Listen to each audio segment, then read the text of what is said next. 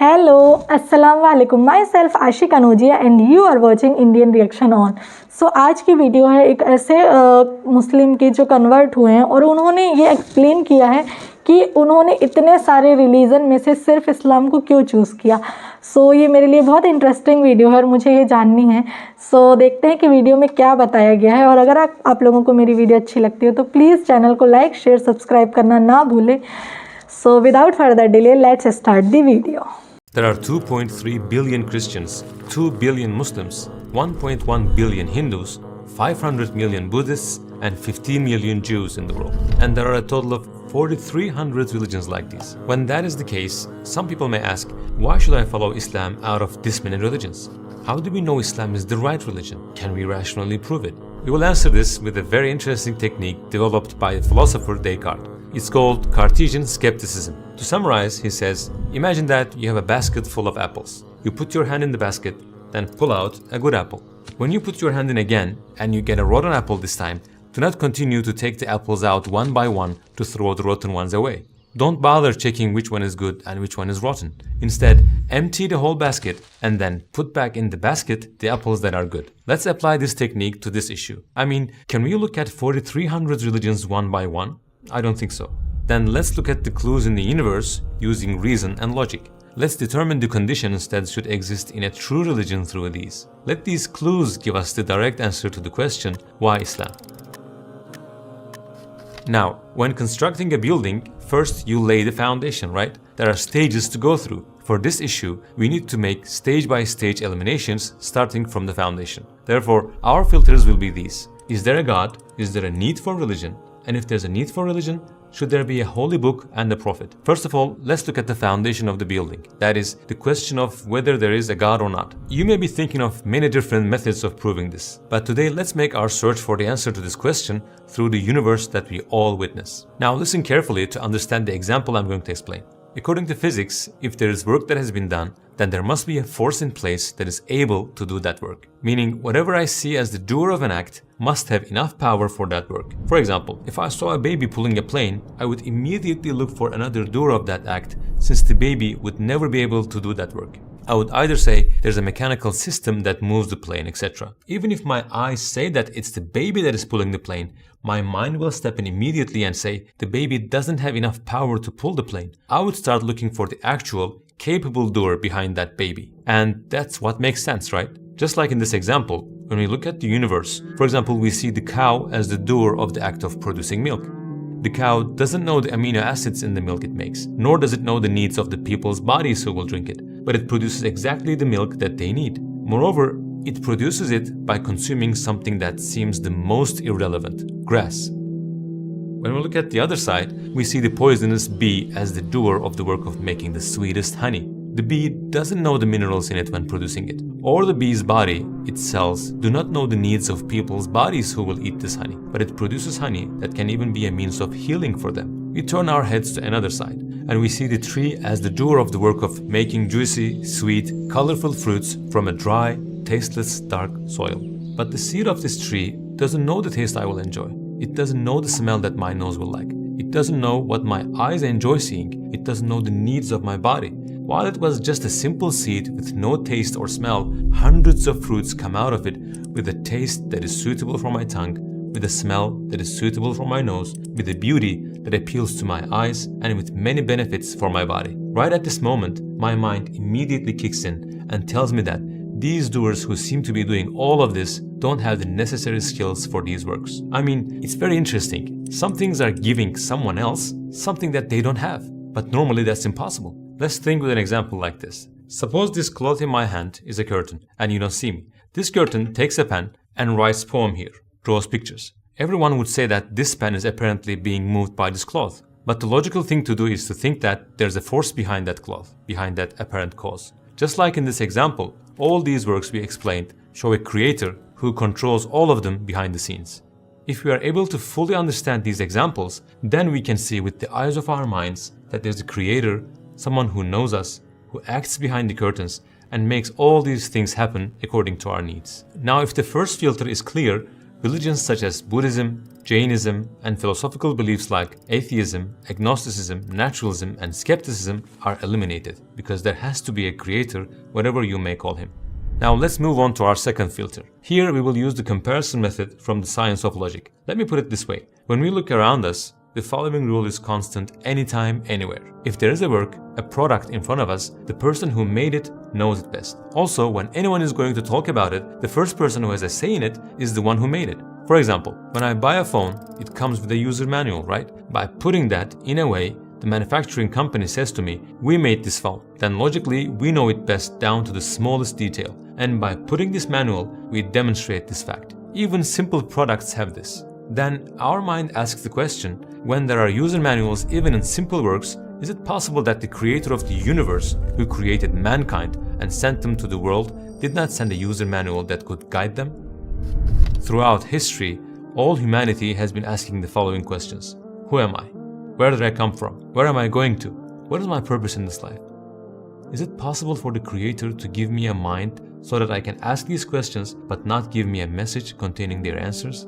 Of course, He will not leave us stray, uninformed. He will communicate, inform us of His wants, and send a guidebook that shows the way. Then we understand that the religion we are looking for must be based on a book. It must have a guide, a manual. And with the second filter, we eliminate religions like Shintoism or beliefs like Ayathism, pantheism, and nihilism.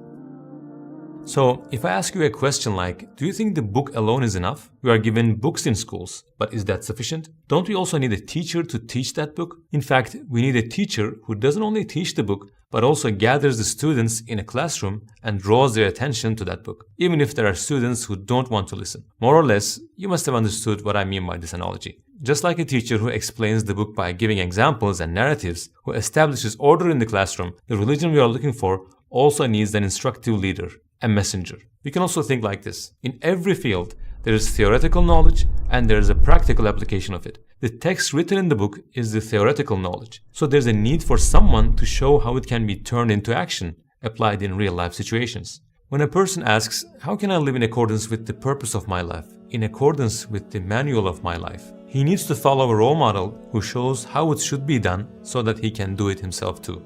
So, if we return to our teacher example, it is not enough just to know the mathematical theories. It is also necessary to see and learn how they are used and applied.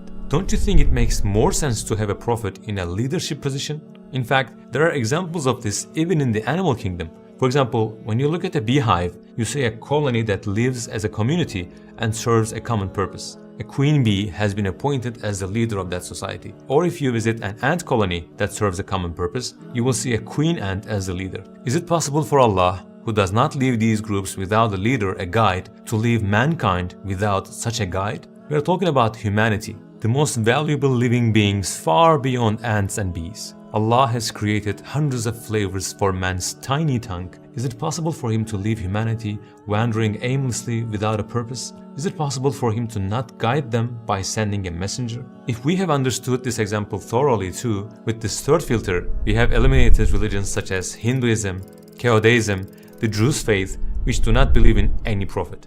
Let me also point out that the religion we are looking for needs to mention the miracles of the prophets too. We said in the beginning that there are 4,300 religions in the world. When we apply these three criteria and filter all the religions and philosophical beliefs, the roots of which we can access, we are only left with three religions: Christianity, Judaism, and Islam.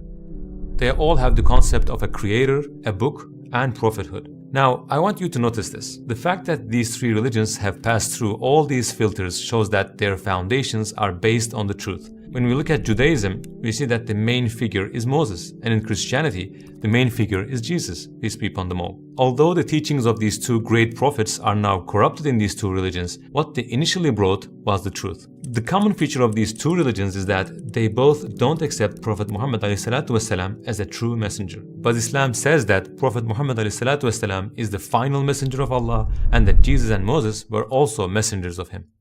Based on this reality, we can conclude that if we prove that Prophet Muhammad ﷺ is a real messenger, then Islam will be proven to be the only true religion and that Moses and Jesus came to deliver the same common message from Allah. Yes, it is at this point that many proofs of this come to our minds. One of the most important proofs is his life itself, ﷺ. Imagine, he lived among his people for 40 years before his prophethood. For 23 years in his prophetic life, he has been at the forefront among the same people again, and every one of his moves was being watched. We're going to look at if such a person, ma'adallah, was a liar or not. Logically, we know that people are close to each other in rank and position can imitate each other. But the lower a person's position is from the other, the harder it becomes to imitate him. For example, think of Ibn Sina, also known as Avicenna in the West, a medical genius whose books have been taught in universities throughout the world for centuries. How well do you think an ignorant person can imitate, can pretend to be Avicenna? If he goes to a city and says, "I'm Avicenna," how many people will believe him? After a while, people who spend time with him will realize that he's a liar from his attitude and actions, right? A fraud and poor person cannot imitate a sultan. In a short time, everything about him will scream that he's an impostor. Let's say he was able to imitate him, but how long can he continue to deceive people? After a while, his lie will come out one way or another.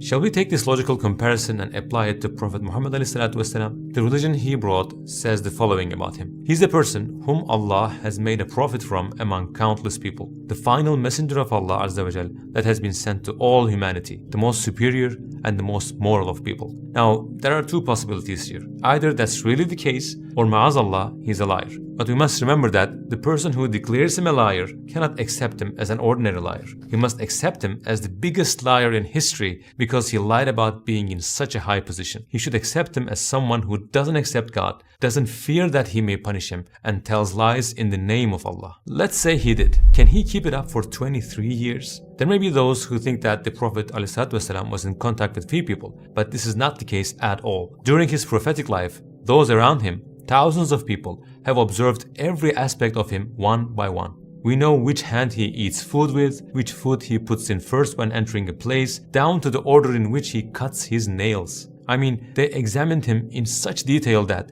there is no other person in history who has been examined in such depth. Do you think if they had seen any inconsistencies, any flaws in him, they would have stood by him and endured all these difficulties? Of course not. Besides, those who observe him were not only the believers, those who deny his prophethood observed him as well. He was among them before becoming a messenger, not only after it. He was born and raised among them. He was not an outsider. They knew everything about him. They trusted him so much that before he became a prophet, they gave him the nickname Al-Amin, which means the trustworthy. Everyone agreed that he would never lie and knew how moral he was. They were so sure of this that even those who became enemies to him after his prophethood still entrusted their belongings to him. They couldn't find a flaw in him either before or after prophethood.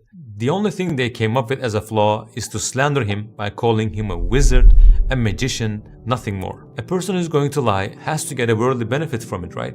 But there was nothing to benefit himself in what he does. On the contrary, there were things that made things very difficult for him. He fasts for days. Sometimes he fasts without suhoor and iftar because of poverty. Aisha radiallahu anha says, sometimes there will be no food being cooked in his house for 2 months. He eats things like dates. He prays, makes salah for hours at night. What is a tahajjud prayer? Isn't it to wake up from sleep in the last third of the night and pray? For Muslims, this prayer is sunnah, optional. But for the Prophet ﷺ, it was fard, mandatory. Why would he push himself so hard at the time of the night when no one sees him?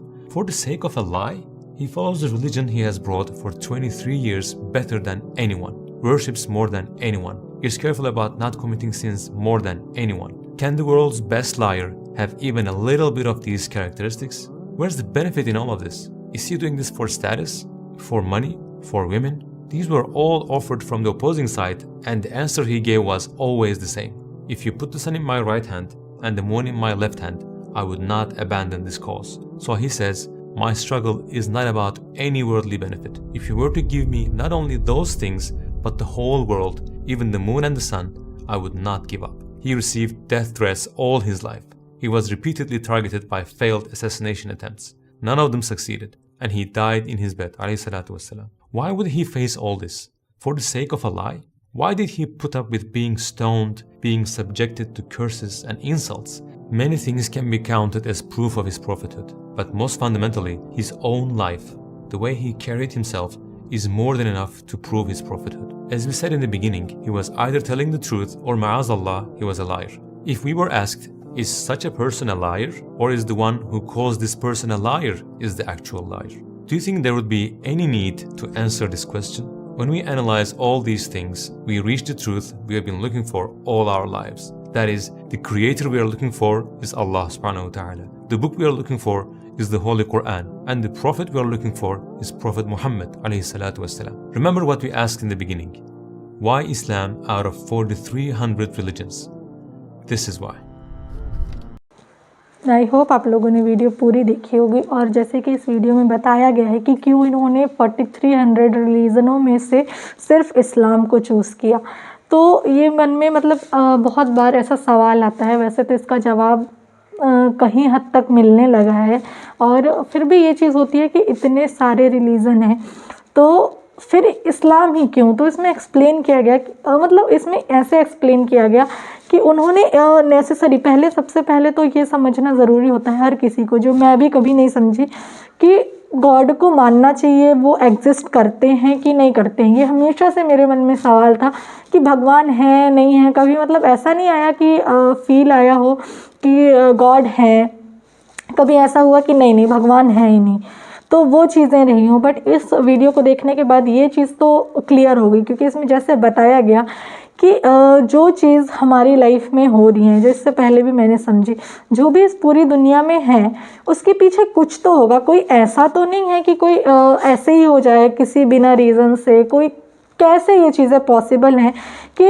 जैसे इसमें एक example दिया गया कि एक गाय जिसको ये ही नहीं पता कि वो दूध बना रही है, उसके अंदर कितने अमीनो एसिड हैं जो हमको फ़ायदा कर रहे हैं, हम इंसानों को उससे प्रॉफिट मिल रहा है। तो जब उसको नहीं पता कि ऐसा कैसे हो रहा है, तो किसी और को कैसे पता होगा जो खुद उस चीज़ को बना रहा है। तो कुछ तो है, कोई तो क्रिएटर है। ये चीज़ तो इन्होंने क्लियर कर दी कि कोई क्रिएटर है। अब सवाल ये आता है कि अगर क्रिएटर है तो हम उसको पहचाने कैसे, कि कोई क्रिएटर है तो हम उनको जाने कैसे, क्या उनके होने चाहिए। तो उन्होंने फ़िल्टर लगाए, उन्होंने 3 फ़िल्टर लगाए कि पहला तो कोई गॉड है, इन्होंने प्रूफ किया कि गॉड है, वो एग्जिस्ट करता है, ठीक है, ये तो उन्होंने प्रूफ किया। अब सेकेंड ऑफ कि जब ये चीज़ प्रूफ कर दी गई तो ऐसे रिलीजन जो ये कहते हैं कि गॉड है ही नहीं, गॉड को माना ही नहीं जाए, वो रिलीजन तो हट गए। फिर उसके बाद सेकेंड ऑफ आया कि अगर गॉड है तो उसके साथ हमको उन्होंने बनाया है, तो हमारे लिए उन्होंने कुछ तो भेजा होगा, हमारे लिए कोई डायरेक्शन, कोई गाइडलाइन, कोई तो ऐसी चीज़ें दी गई होंगी ना। जैसे हर एक क्रिएटर अगर जैसे लाइक कोई फ़ोन कवर बना रहा है या कोई फ़ोन बना रहा है, उसके फीचर्स, उसकी चीज़ें वो तो दिखाएगा ही ना। तो वैसे फिर इसमें वो चीज़ भी क्लियर की गई कि अगर गॉड है तो वो हमारे लिए, हमारी लाइफ के लिए गाइडलाइन, मैनुअल ज़रूर भेजे होंगे, ज़रूर उन्हें बताया गया होगा। तो फिर उसके बाद आती हैं बुक्स की बात कि अगर वो मैनुअल है तो वो कोई इस्लामिक ही बुक होगी, है ना, ये चीज़। और फिर उसके बाद इसमें थर्ड ऑफ बताया गया, फिर ऐसे रिलीजन जो किसी बुक को फॉलो नहीं करते वो रिलीजन हट गए। उसके बाद थर्ड ऑफ आया कि अगर कोई रिलीजन है या कोई बुक है तो फिर उसके पढ़ाने के लिए, उसको समझाने के लिए कोई टीचर भी तो होगा ना।